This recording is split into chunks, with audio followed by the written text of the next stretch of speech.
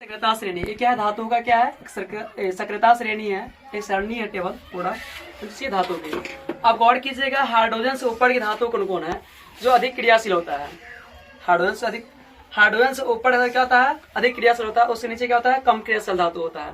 तो गौर कीजिएगा, क्या है? Potassium, calcium, sodium, magnesium, aluminium, zinc, लोहा, टीन, लेड, ये सब क्या हाइड्रोजन से ऊपर की धातु है ना।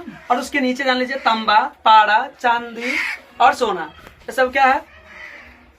हाइड्रोजन से नीचे का धातु सब क्या है? कम क्रियाशील धातु है। सब क्या है? कम क्रियाशील। देख लीजिए। और संकेत में के से क्या होता है? पोटेशियम है ना, C A calcium, N A sodium, M G magnesium, L aluminium, J N zinc, F E लोहा यानी कि ferrous, S N tin, PB lead यानी कि शीशा। और हाइड्रोजन, एस से क्या होता है? हाइड्रोजन, एच से हाइड्रोजन। उससे नीचे सी यू यानी कॉपर तांबा, सी यानी कि कॉपर तांबा, एच जी यानी कि पारा, ए जी यानी कि चांदनी, अपड़ा ए जी यानी कि चांदी, और ए जी यानी कि सोना गोल्ड। और इसे क्या बोलते हैं? लोग सिल्वर बोलते हैं। चांदी क्या बोलते हैं? सिल्वर, और सोना का गोल्ड, पारा को सिनेबार कहते हैं, और ये तांबा को कॉपर कहते हैं। ये क्या है? पीवी लेड हो गया शीशा, और हाइड्रोजन को एच से हाइड्रोजन हो गया, ठीक है। और एफ यानी कि लोहा, जे यानी कि जिंक, एल यानी कि एल्यूमिनियम, एम जी यानी कि मैग्नीशियम, एन यानी कि सोडियम, सी यानी कि कैल्शियम, के से पोटेशियम। ये संकेत हुआ, ऐसा सांकेतिक नाम हुआ ये लोग। ये क्या? धातु का नाम है ना। और क्या है? संकेत, यानी कि धातु की सक्रियता श्रेणी में जो है कौन से अधिक धातु क्रियाशील है, कौन कम क्रियाशील है। तो पोटेशियम जो सबसे अधिक क्रियाशील है, क्या उस तरह कम कौन हो जाएगा? कैल्शियम, उससे थोड़ा कम सोडियम, उससे कम क्या होगा? मैग्नीशियम, उससे कम एल्यूमिनियम, उससे कम जिंक, जिंक से भी कम क्या होगा? लोहा, लोहा से क्या होगा? कम टीन, टीन से भी कम होगा लेड। और हाइड्रोजन के नीचे तांबा कम क्रियाशील है, तांबा से कम होगा पारा, पारा से कम कौन होगा? चांदी, चांदी से कम होगा कौन? सोना, और सोना कम होगा लास्ट में प्लेटिनियम। वो सब क्या है? कम क्रियाशील धातु है। और यहाँ देखिए क्रियाशीलता, यानी कि अधिक क्रियाशील ऊपर दर्शा रही है, और नीचे क्या है? यहाँ कम क्रियाशील। जैसे ऊपर जाएंगे नीचे से ऊपर अधिक क्रियाशील बढ़ता जाएगा धातु का, और नीचे क्या होगा? कमते जाएगा, राइट। अब देखना है कि धातु जो है, देखें अभी धातु जो है इस सक्रियता श्रेणी का, वो सभी अम्ल के साथ अभिक्रिया करके हाइड्रोजन गैस देती है। जितना भी धातु है अम्ल के साथ अभिक्रिया करके क्या देता है? Hydrogen gas. क्या देता है? Hydrogen gas. और कोलाइड बनता है, क्या बनता है? लवण और हाइड्रोजन गैस। रखिएगा, यानी कि जेन क्या है? धातु है। कौन है? जिंक है। कौन है? जिंक। और जिंक को हमने क्या किया? यहाँ देखिए, अम्ल तथा भस्म के साथ धातुओं की अभिक्रिया। पहले हेडलाइन पढ़ लेते हैं हम लोग, अम्ल तथा भस्म के साथ धातुओं की अभिक्रिया।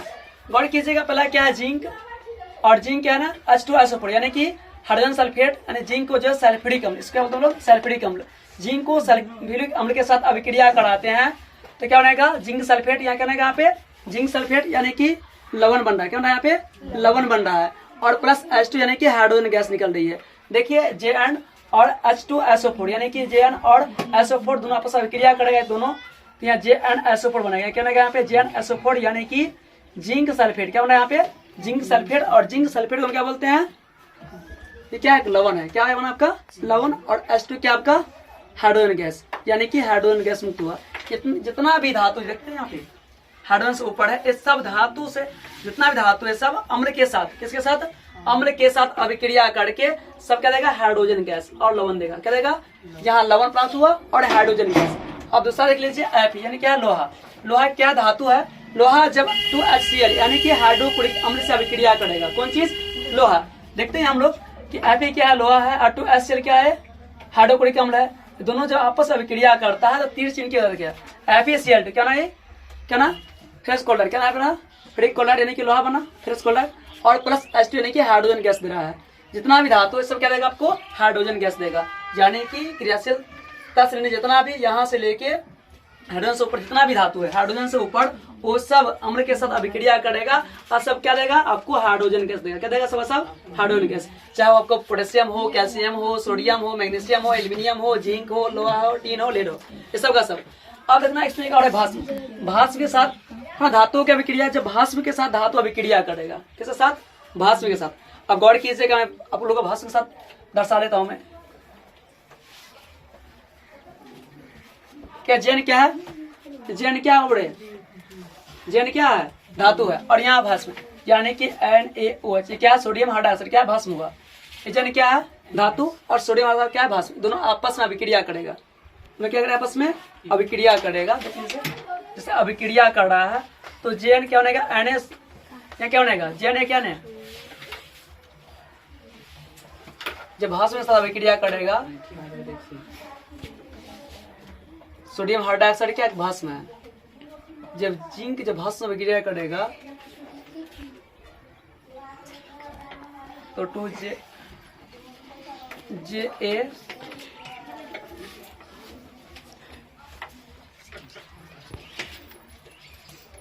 तो JN क्या बन रहा है JN और sodium hydroxide.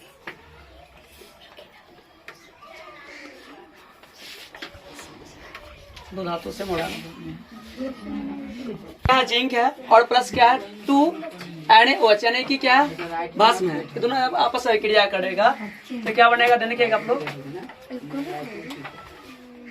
ZN plus Na2O और प्लस क्या बनेगा आपका H2 यानी कि हाइड्रोजन गैस। क्या बनेगा यहाँ पे हाइड्रोजन गैस। जब भस्म देखिए भस्म से क्या धातु से अभिक्रिया करके क्या है ZnNO2 यानी कि जिंक, हाँ जिंकेट क्या बनेगा यहाँ पे बनेगा जिंकेट बनेगा और प्लस क्या देगा आपको H2 गैस यानी कि हाइड्रोजन गैस। डट क्लियर। और आगे देखिए अम्ल तथा भस्म की अभिक्रिया, क्या पूछा अगला में अम्ल तथा भस्म की अभिक्रिया। देखिए गौर से अम्ल और भस्म यानी कि एक क्या सोडियम हाइड्रोक्साइड क्या है भस्म है और HCl क्या है अम्ल है, तो जब आपस में अभिक्रिया करेगा तो NaCl क्या देगा लवण और यहाँ क्या देगा जल देगा, क्या देगा जल। सेकेंड देख लीजिएगा जब अम्ल और भस्म आपस में अभिक्रिया करेगा, कौन चीज अम्ल और भस्म यानी कि NaOH क्या है सोडियम हाइड्रोक्साइड क्या है भस्म है और HCl क्या है हाइड्रोक्लोरिक अम्ल, दोनों आपस में अभिक्रिया करके बनेगा NaCl यानी कि लवण बनेगा। ये क्या हो गया सोडियम क्लोराइड यानी कि लवण और प्लस H2 यानी कि जल बनता है, राइट। आगे देखिए धातु के कार्बोनेट एवं बाइकार्बोनेट से अम्लों की अभिक्रिया पूछ रहा है क्वेश्चन में। धातु के कार्बोनेट एवं बाइकार्बोनेट से अम्लों की अभिक्रिया यानी कि JnCO3 क्या है जिंक कार्बोनेट, क्या जिंक कार्बोनेट और H2SO4 क्या अम्ल है, क्या है H2SO4 क्या अम्ल। देखिएगा अम्ल से अभिक्रिया यानी कि कार्बोनेट है कौन है जिंक कार्बोनेट और ये क्या हाइड्रोजन सल्फेट यानी कि अम्ल, कौन अम्ल है सल्फ्यूरिक अम्ल, दोनों आपस में अभिक्रिया करता है तो JnSO4 क्या लवण बन रहा है H2 यानी कि जल और CO2 कौन गैस देगा कार्बन डाइऑक्साइड गैस।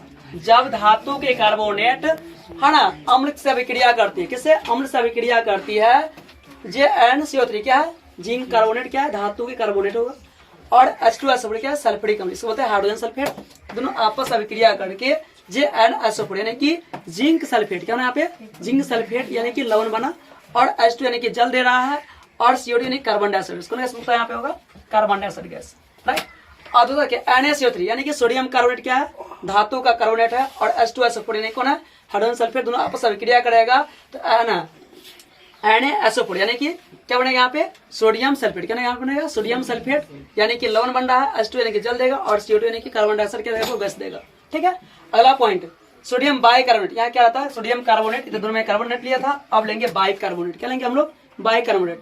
अब इसकी बात हो रही बाइकार्बोनेट का, आइए NaHCO3 क्या है सोडियम बाइकार्बोनेट धातु क्या है सोडियम बाइकार्बोनेट है और प्लस HCl क्या है हाइड्रोक्लोरिक अम्ल, दोनों को जब आपस में अभिक्रिया कराएंगे तो NaCl क्या बनेगा लवण, क्या बनेगा यहाँ पे लवण और H2 यानी कि जल और CO2 यानी कि कार्बन डाइऑक्साइड गैस। अब ध्यान रखिएगा धातु कार्बोनेट हो या बाइकार्बोनेट के साथ अम्ल की अभिक्रिया होगा तो क्या बनेगा आपको लवण जल और कार्बन डाइऑक्साइड गैस, क्या मिलेगी आपको प्राप्त होगी लवण है ना जल और कार्बन डाइऑक्साइड गैस, क्या प्राप्त होगा आपको लास्ट में कार्बन डाइऑक्साइड गैस, राइट।